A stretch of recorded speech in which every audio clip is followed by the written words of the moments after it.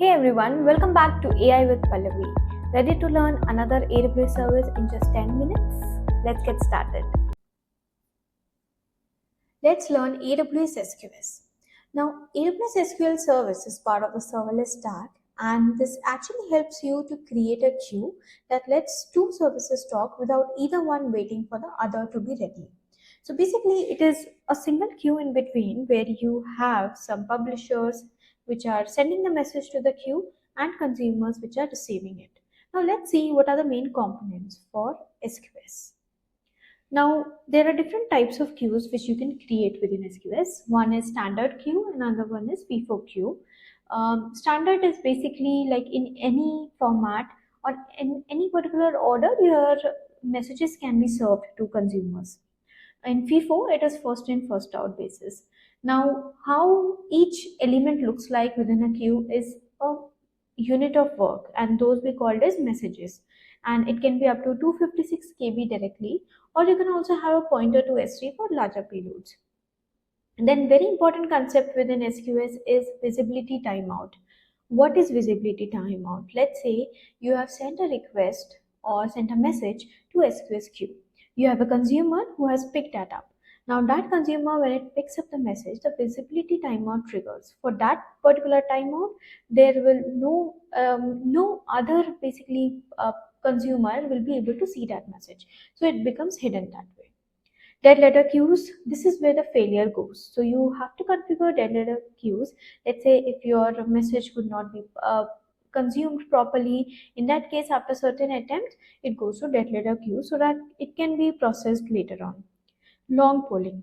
There are different ways of polling for SQS. One is short polling and long polling. Short polling and long polling typically defines the time for which your API will wait to get the data, right? And then consumers, it's a pull based, not push based. Workers poll the queue for messages. SQS never pushes to you the way SMS does. So that is a major difference. Now, what each piece actually does. The standard queues have very high throughput, at least once delivery, best effort ordering. So this is important. If you don't need to worry about ordering, use standard queue. If you need to worry about ordering, like first in, first out option, then you need to use FIFO queue. But it is also capped at 3000 messages per second with batching, right? So this has to be checked if you are using FIFO queue. Visibility timeout, as I said, this helps to prevent duplicate so that no two consumers are consuming the same message. Then dead letter queues. This is separate queue that catches messages after max receive count failed attempts. So max receive count is actually the attribute which you set while defining the queue. Long polling, in this case, you use the API called receive message wait time second, and it can wait up to 20 seconds. Without it, empty polls still cost money and hammer the API needlessly. So you can check on that. Then batching, send message batch, receive message. So this can handle up to 10 messages per call. So you use it if you want to consume multiple messages at the same time as a batch. Now deleting the message is the only done. Let's see if you have sent a message, right, called process order 4471, and you have set the max receive count as 3. This means 3 delivery attempts, 3 outcomes. At attempt 1, let's say the worker crashes mid-job. So the worker who actually was looking at this particular message crashed. In this case, the visibility timeout expired, right, and the message reappears in the queue. So this is how SQS actually behaves. In second one, there was a processing error. So delete message was never called. Again, visible message again after the timeout. Attempt 3, which is a max receive count. In this case, redrive policy appears and the message goes to dead letter queue after that. So this is how you define the life cycle of the message. Let's also look in detail how this happens. So let's say you have 3 components. These are your distributed components, and this is your queue. As soon as the message comes in, the message is replicated across different queues. So there are different benefits of Amazon SQS, and based on that, availability is one of that, where it actually keeps your message at different locations, right? So how it actually consumed from different components. So component 1 sends message A to the queue. right? As soon as it sends, the message is replicated. Visibility timer clock is initiated in that case. Now component 2 retrieves message A from the queue and the visibility timeout period starts.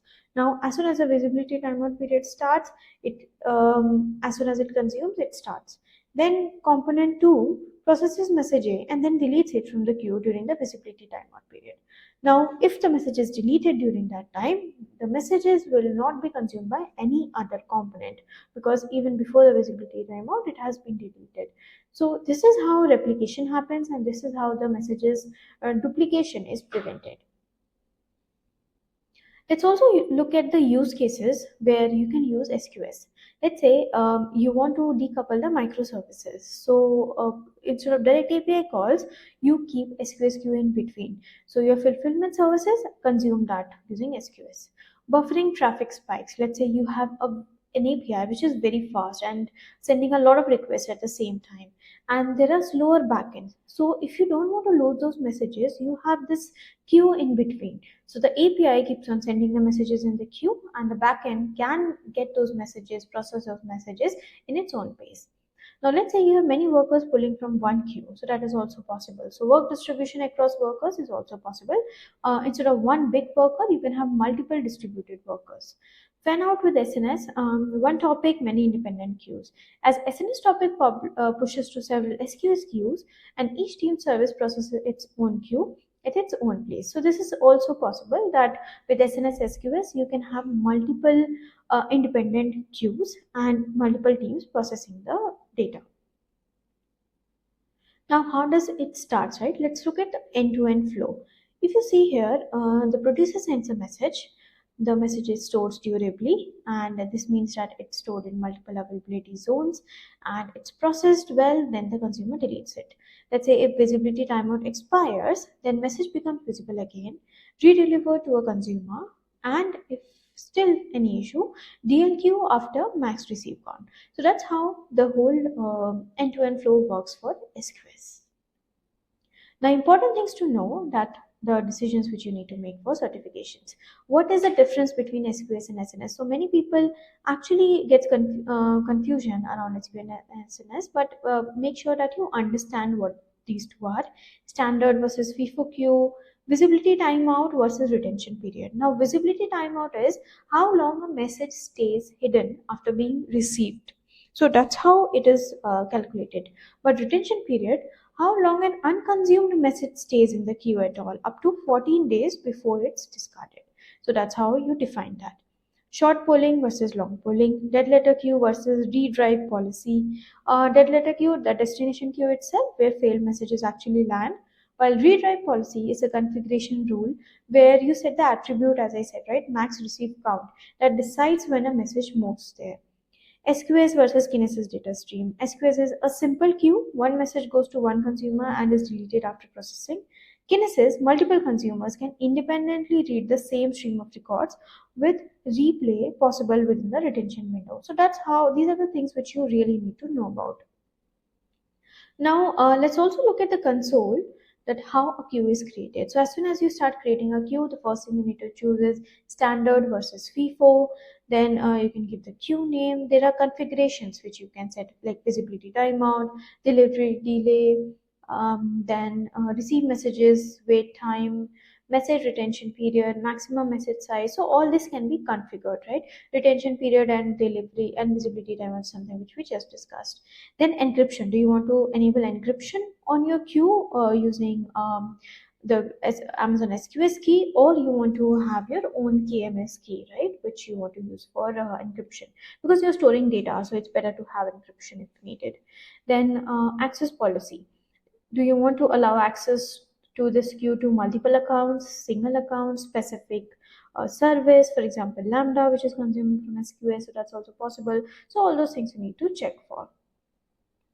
Redrive policy, dead letter queue, tags. So these are the things which you need to be careful about while creating an SQS queue. So that's all about SQS, and go ahead, and that would be really useful if you start using SQS in your serverless pipelines.